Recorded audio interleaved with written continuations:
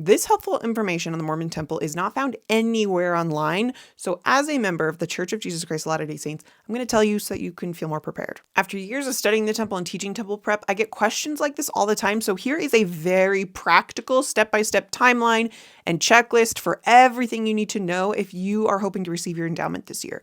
When you're receiving your endowment for the first time, it's hard to know, like, when do I need to get my temple recommend interviews? Do I need to buy clothing ahead of time? When? How do I do that? So I've broken it down for you all in one place, and this is just based on my personal experience and from calling local temples to do some of this research.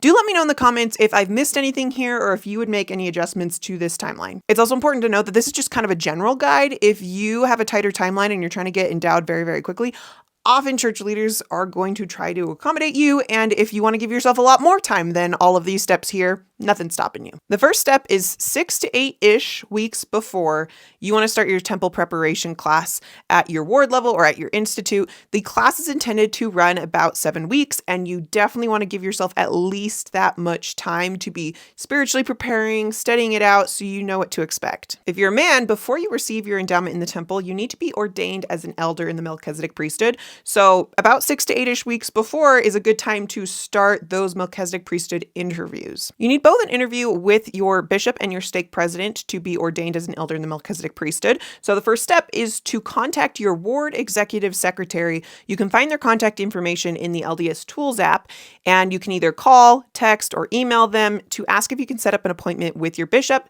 for an interview for receiving the Melchizedek priesthood. And then once that's done, you need to do the same thing with your stake executive secretary to set up an appointment to be interviewed by the stake president. 5-ish to 7-ish weeks before you'd like to go through the temple would be a good time to actually receive the Melchizedek priesthood and be ordained as an elder. About 4 to 6 weeks before you'd like to go through the temple is the time to start scheduling your temple recommend interviews. When you have a limited use recommend and you're performing baptisms for the dead, you usually just need an interview with a member of your bishopric. However, when you are going through the temple for the first time to receive your endowment, you need an interview with both the bishop and the stake president. So just like the Melchizedek priesthood interviews, you're going to be contacting your ward executive secretary using the contact information in the LDS Tools app to ask for an appointment with your bishop. It depends on the bishop. Some bishops will just interview you and send you on to the next step.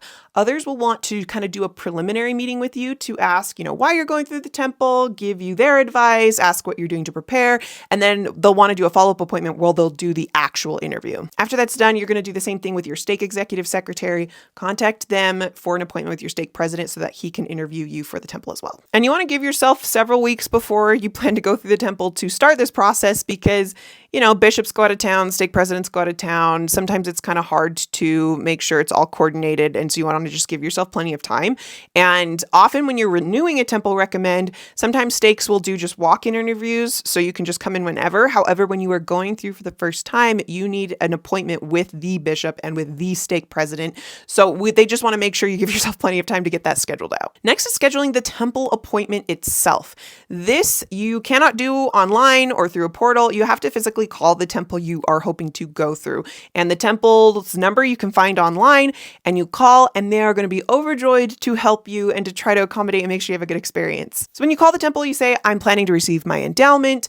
I am hoping to go through the temple on this date. Is there availability that day for living ordinances? And then they'll walk you through everything you need to know. If you're going through the temple in Utah, oftentimes they have slots for living ordinances pretty much every day. If you are receiving your endowment outside of kind of the Mormon corridor where there's lots of temple traffic, sometimes temples aren't open every day of the week, and you've got to ask their availability and when they do living ordinances, if they have any particular policies around that. You don't have to do this step now, but it is helpful to start considering inviting family and friends or guests to your temple endowment when you set up that temple appointment, because when you set up the appointment, the temple worker who is penciling you in can actually reserve up to 10 spots for you for guests, for family, for friends you want to be there. And so that would be a great time to reserve those spots. If you later on want to invite other people or you forgot someone, that's totally fine. They just have to go online themselves and reserve that spot in that session you're planning to go through on themselves on the Church of Jesus Christ website. And to be clear, you don't have to invite anyone. This is a very personal experience. If you want to go alone, you're welcome to.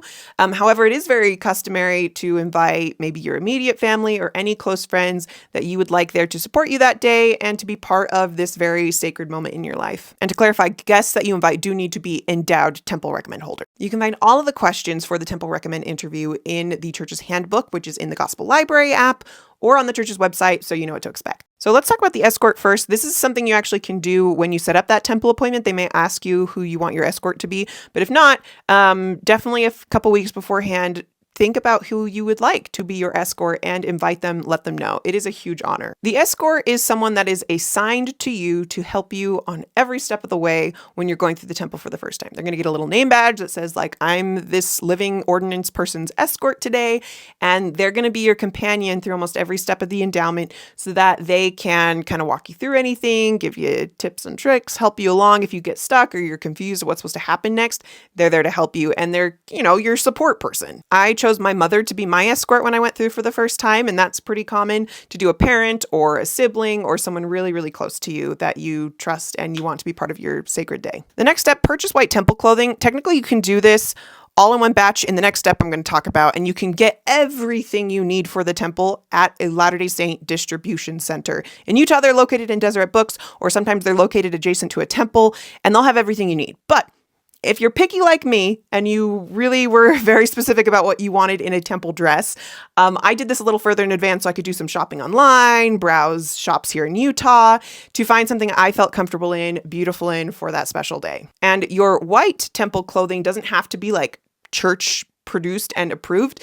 You can get it anywhere, but it does have to follow certain requirements in order to be temple appropriate. When we attend the temple, we wear all white from head to toe. Men wear white shirt, white tie, white pants, white socks, white shoes. Women wear dress that's covered from neck to wrists to mid-calf or ankle, and it is all white. And then you also wear white tights and white shoes or slippers underneath. And so if you do want to purchase a dress outside of the Latter-day Saint Distribution Center, you're welcome to do so, but make sure that it is following these requirements. The idea is we're trying to be all equal. We're all sons and daughters before God. We are all wearing white. It is usually pretty simple, and you want to make sure that it is not too ornate or too fancy and that it has the proper coverage requirements from neck to wrists to feet. At least 1 week before, you probably want to go to a distribution center to get your ceremonial clothing. This is separate clothing that we only wear inside the temple, and it's very sacred, so you can only buy it at a Latter-day Saint distribution center or on the church's distribution website.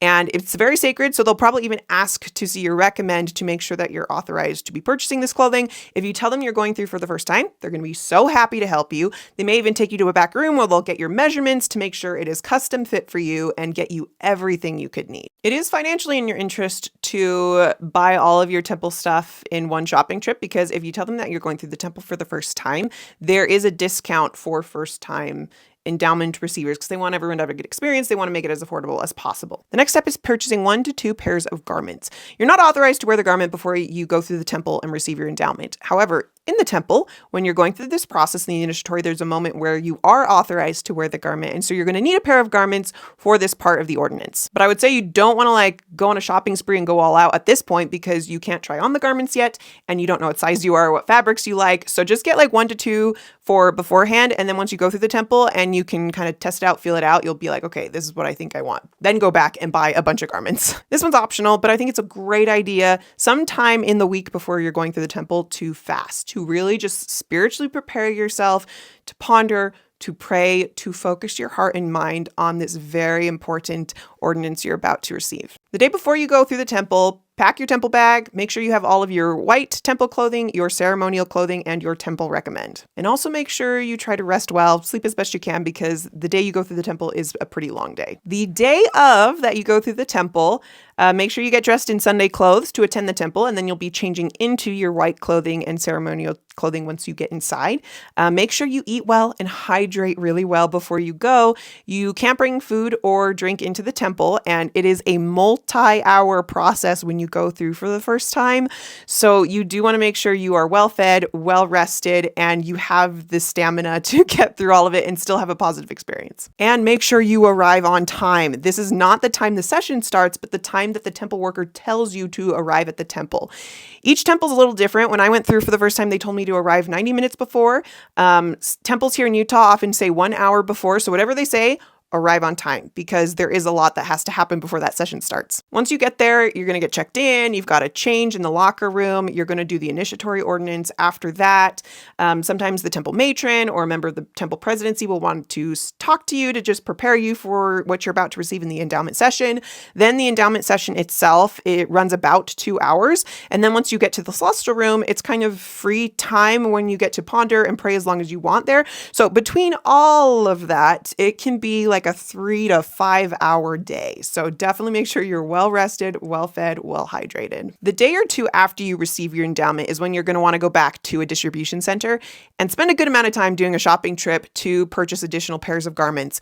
Once you are authorized to wear the garment, we covenant to wear it throughout our lives underneath our normal clothing. So you want to have plenty of pairs of garments in a size that's comfortable for you and in the style and fabric that's comfortable. The church wants members to love and wear the garment, so they let you try on as many pairs of garments as you want. So you can figure out what size is most comfortable, what style you like, what fabrics are most comfortable for you so that you feel confident and comfortable in this sacred clothing the rest of your life. You can go to a physical distribution center or you can go to the church's distribution website where you can also order pairs of garments throughout your life. Shortly after you receive your endowment, I'd recommend going back to the temple to perform sealing ordinances and other ordinances. Go back and do the endowment all over again, the initiatory over again. Review what you just experienced so that you can kind of wrap your mind around it because it is a lot to take in that first day. Even if you're not married, once you receive the endowment, you are authorized to officiate in ordinances of the Melchizedek priesthood, such as the sealing ordinance. So you can experience that now and do proxy work for those who have passed on. The temple is amazing. It is such a beautiful place, but it's a lot to take in that first time. And it's a lot to understand what you need to do to prepare. So I really hope this is helpful, even though it's a very practical logistical breakdown, to help relieve any anxieties about what you need to be doing to prepare to go through. And if you want a completely free printout of this whole timeline and checklist I walked through, I will put a link in my bio for you.